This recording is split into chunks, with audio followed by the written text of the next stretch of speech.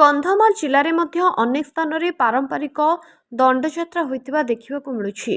आज फिरिंगिया block ward number 1 खजुरीपड़ा ग्राम committee द्वारा डिंडीरा गाँ और नुआपड़ा ग्रामर दंडयात्रा शांति श्रृंखला पालन कर अधिकांश ग्रामगुड़िकर बासिंदा निजर ग्रामर मंगल निमंते एकजुट होई मिलिमिशि एही पारंपरिक दंडयात्रा प्रत्येक वर्ष नीति नियम को मानि एही यात्रा निज ग्राम को किछि दिन पई पारंपरिक नियम को बजाय रखी मानसिक करी निजर गृह को परित्याग करिथांती।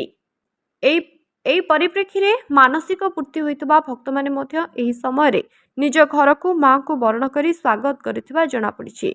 विश्वास रहिछि जे एही परि दंडयात्रा को निज अंचल रे बा निज घरे अनुष्ठित कराइतिबा व्यक्ति मानकु कोला रुद्रमणि अशेष कृपा प्राप्त होइथाय।